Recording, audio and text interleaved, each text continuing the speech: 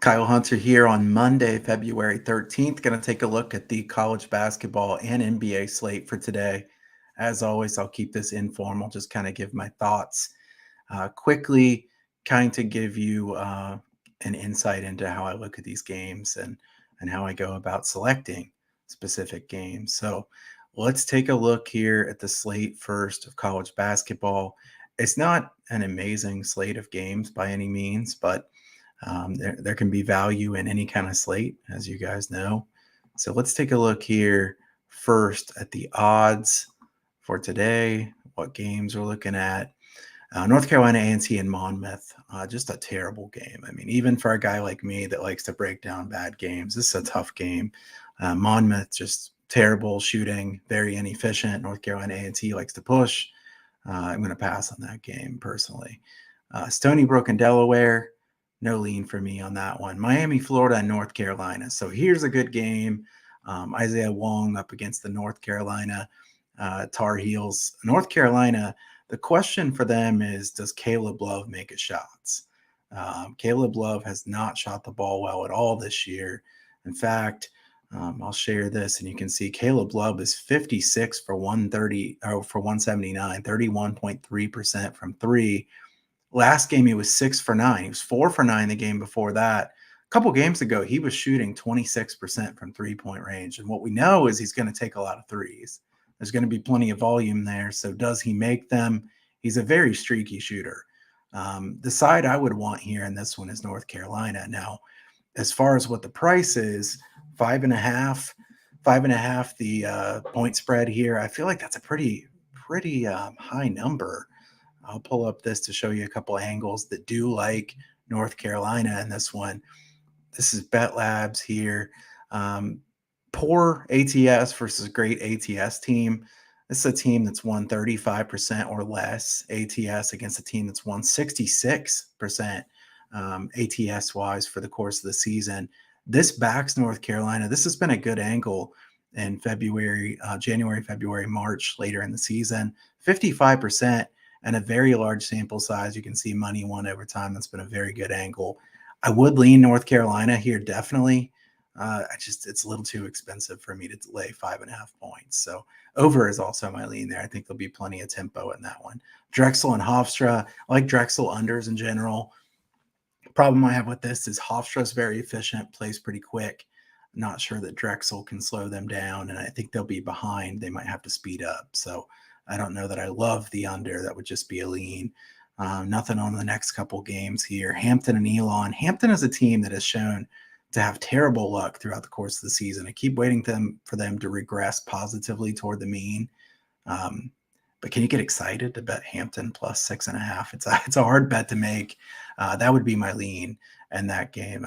Just not a strong feel for me there, but just a lean. West Virginia and Baylor.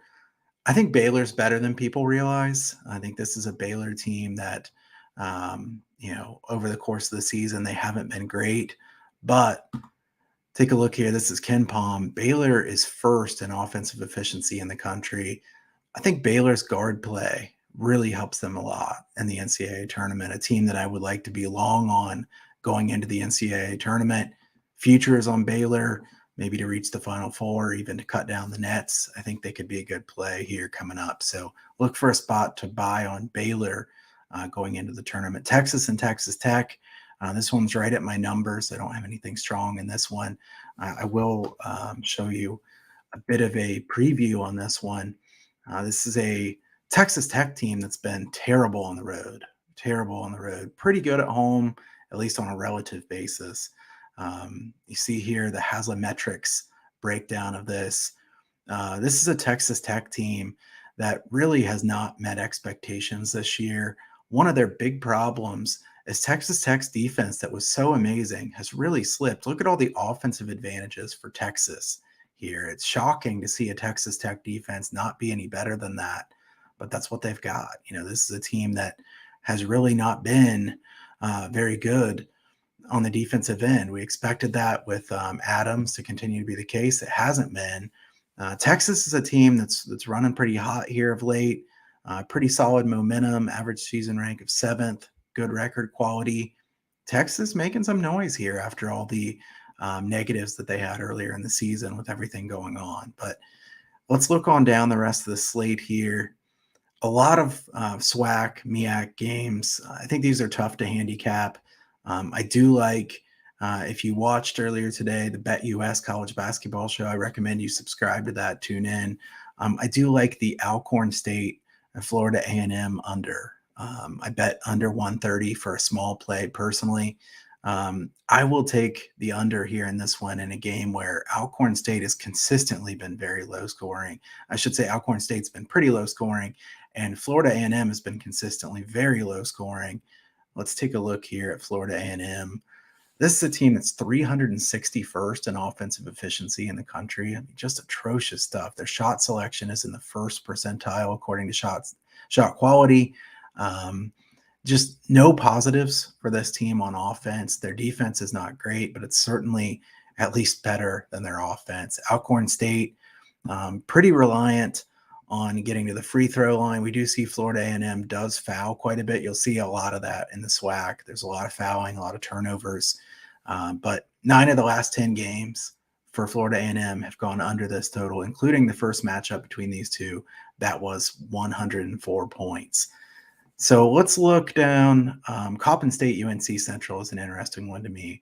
Coppin State's always over the total very consistently. And yet the last 3 times they've played NC Central is the one team that can slow them down. Coppin State usually plays a ridiculous helter-skelter, very fast tempo. My numbers pointed to an over there. The more I looked at that game, I didn't like the over. So interesting to see how the matchup works and whether that one will play the same way it has in the past. Let's take a brief look here at the NBA slate as well. I know some of you are big NBA people. I want to talk about the NBA some as well. I'm usually lower volume in the NBA, but Spurs and Cavs, an interesting matchup for me.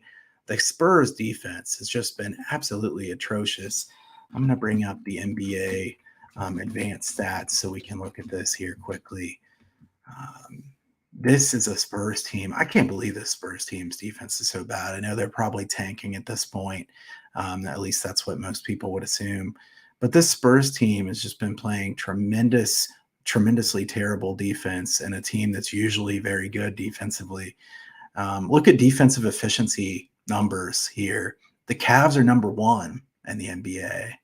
The Spurs are number 30, dead last, and they're last by a lot, 1.20 points per possession. If you look at season segments, this is something I really like to do a lot, is look at recent games. The last 10 games, the Spurs are giving up 1.20 points per possession. Look at the Blazers down at 1.267. Some horrible defense there. We've seen some ridiculously high totals. I think the Cavs win this one pretty easily. I wouldn't want an under in this game because I think the Spurs can score enough.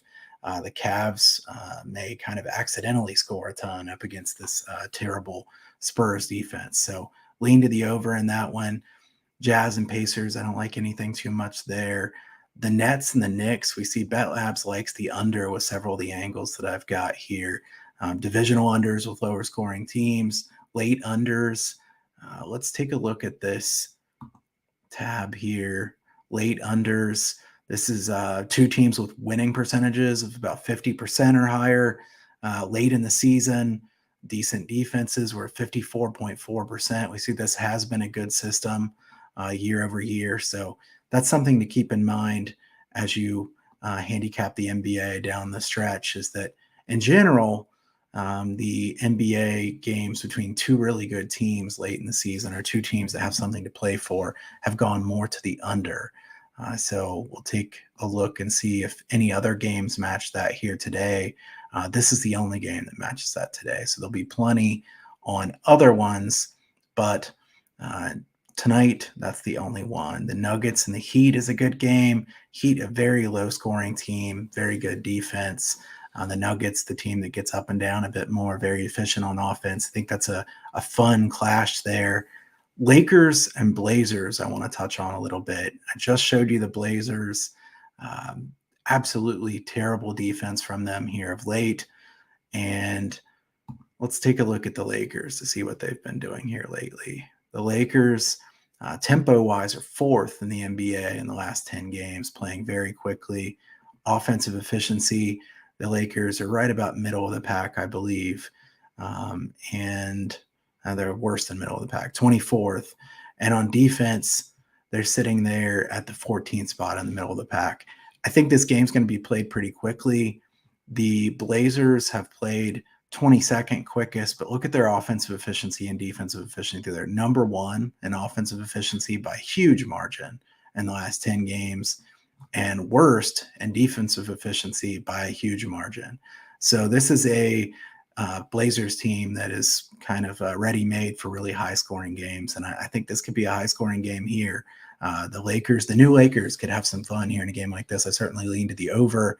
237 and a half. Wow, what high numbers we get nowadays in the NBA. But I think that's very high for a justified reason. So that's kind of my breakdown here, quick breakdown of the slate today. I'll try to do these a little bit more often. If you guys have anything you want me to cover specifically, certainly let me know. Subscribe to the channel, give this a thumbs up. I appreciate it. It helps me out. I hope you guys have a great Monday.